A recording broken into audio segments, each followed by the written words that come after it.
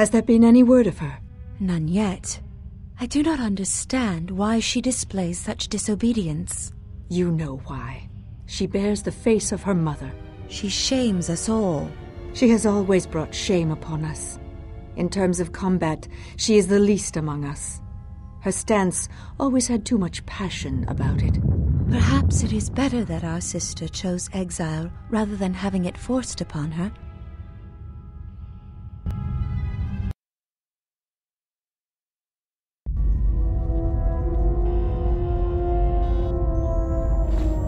Something up? All right, I'm game. What did you want to show me? Got it. Something up? All right, I'm game. All right. Something up? All right.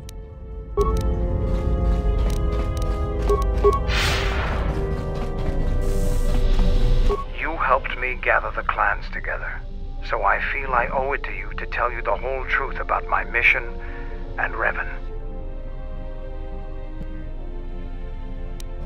After defeating Malik, Revan made the decision that he would travel to the unknown regions. He was searching for something. I wanted to go with him. I respected him, knew he could use me where he was going, but Revan refused, saying that he must travel alone. When I offered to go with him, he laughed. Then, he attacked me. Revan at his full power was more than a match for me. The battle was over quickly, and then he made sure I couldn't follow him even if I wanted to. He left me there, a broken wreck on the outer rim. I vowed that I would never bend knee to another. Any alliances I entered into would be ones where I was an equal.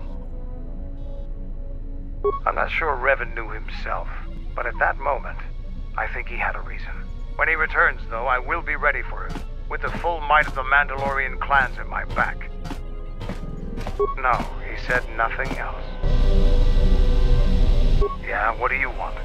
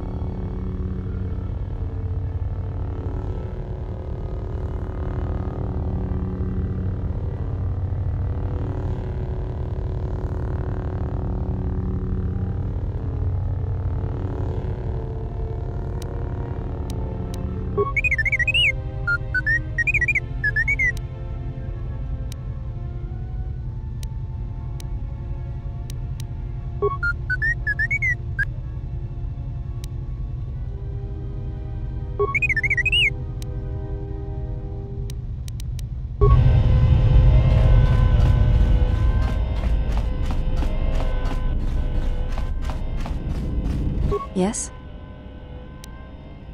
There is nothing more I can teach you. Duels among the Ichani are rituals. Your modesty has no place in combat. You may ask.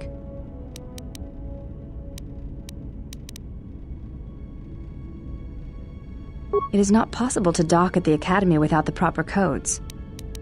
Yes, but I could not give them to you. You may ask. I am training. That... What do you mean, Pazak? What, again? No, I do not trust him. That too. That is untrue. You and the Iridonian trust each other. Or at least the Iridonian trusts you. We heard much of the Iridonian when we served Atris. Atris believed that the Iridonian held the knowledge to restoring Telos. Yes. His skill with machines is something beyond which most can aspire to. His shield technology surpasses the designs of even the most skilled of Ichani power architects. I do not realize if you know what it means to have such a one respect and follow you. The Iridonian allied himself with no one on the entire world of Telos, yet he will follow you at the risk of his life. His stance, in many ways, mirrors yours. Where he walks, he carries a world upon his shoulders, and like you, I do not know if he has ever faced it.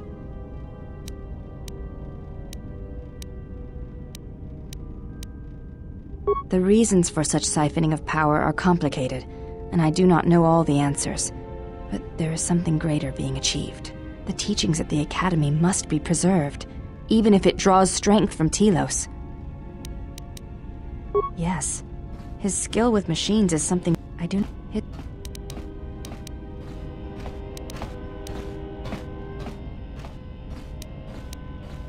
I see. Forgive my words. They were poorly chosen. The Mandalorian Wars were like that for many. Many returned, who could not tell of their experiences in a way that could bring meaning to them.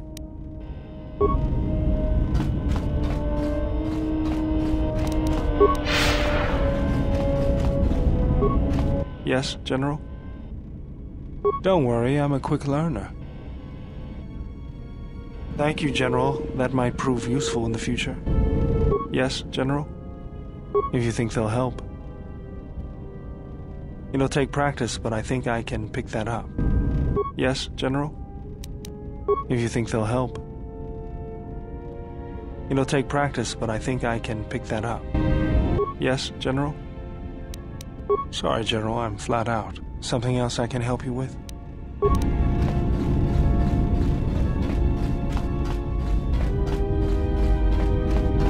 My life for yours.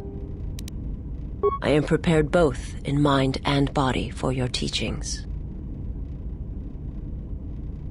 I understand now.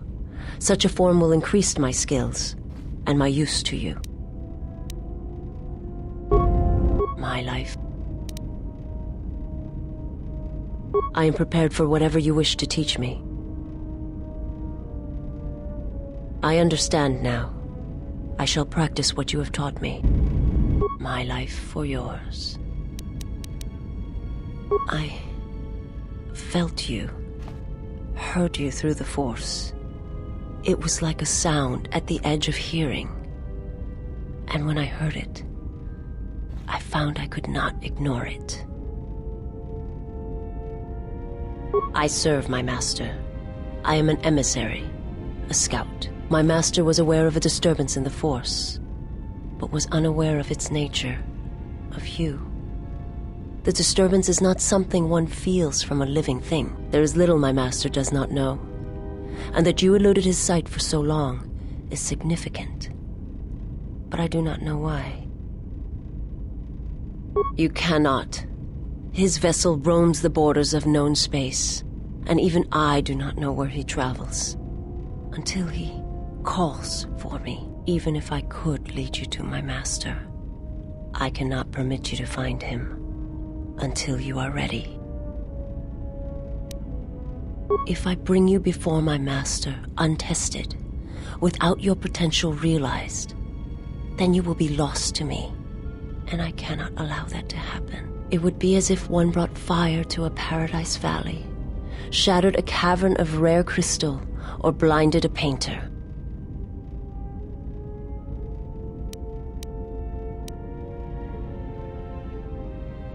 It is a choice that can be made by neither one of us. Do not be so quick to meet that which you do not understand. Use the time you have now to grow, to train, and to strengthen yourself. You will meet my master. It is inevitable.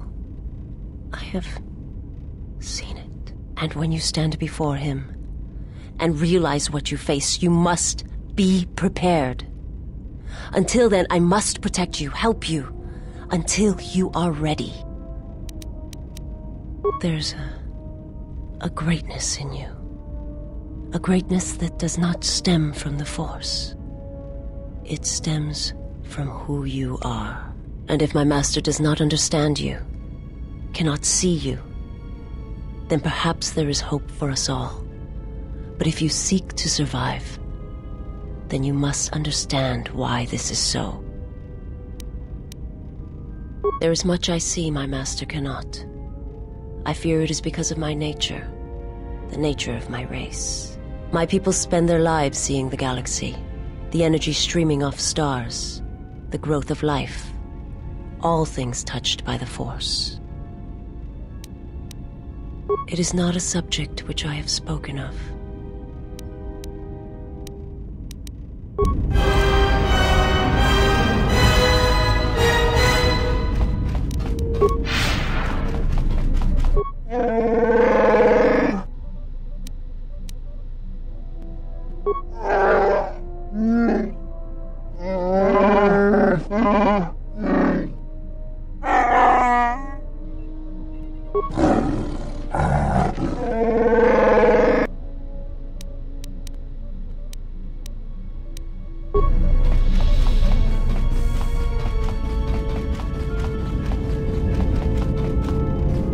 Yes. Very well.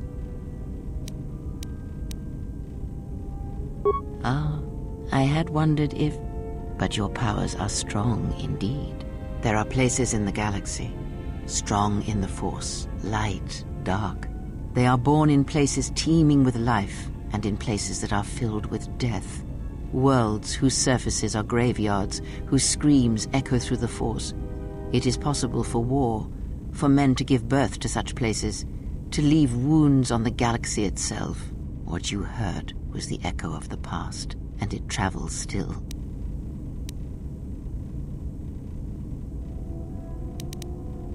Of course, that is the nature of echoes.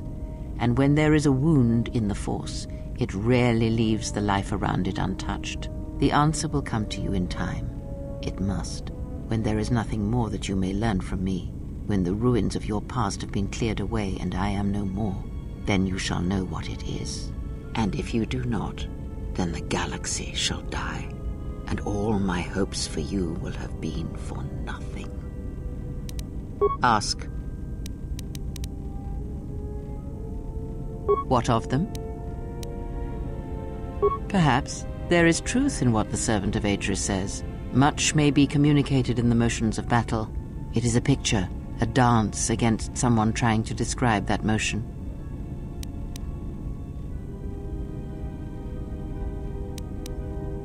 I have learned that we do not need to kill her, but if we want one that has truly fallen to the dark side, we should look elsewhere for our allies. I believe she should serve our purposes.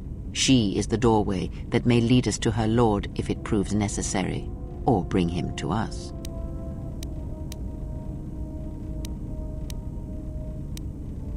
You will learn quickly, perhaps. The blinded one is more of an unknown quality, however. That is what I said, and I will gladly turn any such blade pointed at us and send it stabbing into the heart against anyone who dares to harm you.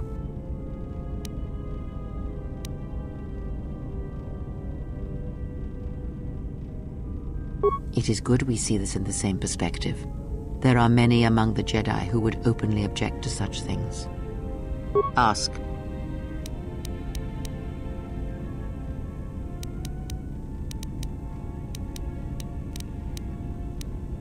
He, if he can truly be called a man any longer, is one of the dark lords that pursues you. I do not think he knows what you are. Not yet. He spared the Miraluka, and that may have been the last shred of feeling that exists within him. Keep his slave close to you. I suspect there was a reason he spared her, and perhaps a reason that she survived when the rest of her people and the Jedi did not.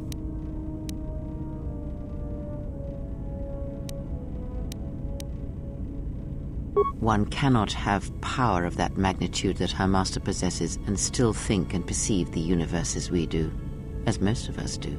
I had hoped that you would not have to confront him, but her presence here has changed all that. You will have to meet him in battle. You must be prepared to sacrifice the blinded one. Perhaps her death will buy you the time you need to deal with her master.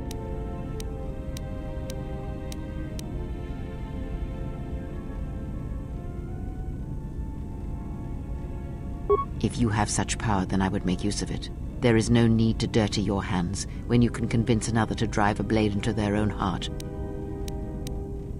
Oh, you have promise. But wait until you have more years fall upon you, and you will see what a shell your heart will become. It is a technique that is almost as old as the Sith themselves. It is a means of severing connections between life, the Force, and feeding upon the death it causes. It cannot be taught. It can only be gained through instinct, through experiencing its effects firsthand. Yes, and he fed upon its destruction. It will sustain him for a time. Because it is not something that can ever truly be controlled, and it leaves nothing to conquer in its wake. And it rules him, not the other way around. It has its own will, its own instincts. Power? Do you think so? You would be wrong. There is no strength in the hunger he possesses, and the will behind his power is a primal thing. And it devours him as he devours others. His mere presence kills all around him, slowly feeding him. He is already dead. It is simply a question of how many he kills before he falls. Nothing is impossible with the Force. It is an energy that flows through all living things. And like energy, it may be harnessed, channeled, and consumed at times. It may even be a substance that can burn and ignite. Do not think of his power as one would a weapon, or one of your warships of the Republic. It is terrible, but it is still a subtle thing. The sect of assassins that chase you feed on the Force. What he does is simply the pinnacle of what they could achieve in time. And that is why they and their techniques must be wiped out. No one again must experience and learn what her master did. As much as one may use the Force to bolster the wills and strengths of others, the reverse is possible, though not often used. Instead of sending one's will through connections in the Force, instead such connections are drawn upon, fed upon, and drained completely. Then you understand how terrible such a power is, and why it must be ended. It is an empty road to the dark side, and by traveling it, the price is death before one's time. He is a breach in the Force, capable of consuming the lives of those around him. Sometimes the touch is slow, as it is with his crew.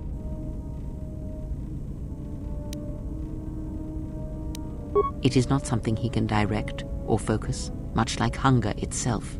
He is more of a hole in the Force than a living thing. Force sensitives and worlds rich in the Force draw him. The Miraluka world was one such place. That is why where the Jedi gather, Jedi will die. He will feel it, unless they mask their presence. But Qatar called out as a beacon to him, and he could not resist it. And he cares nothing for the Sith, or its teachings, or the Jedi. And when the Jedi are dead, he will feed on the galaxy, the Republic, and eventually consume the Sith as well. There is no future in the empty galaxy he sees, and that is why he must be stopped. The breach must be sealed before his power grows beyond what even we can hope to stop. Perhaps he is bound to her, as I am bound to you. If so, There may be a death served by hers. You must be prepared to sacrifice the blinded one. It is a One cannot have power of that. You ask. Yes. Have you come with questions? Very well.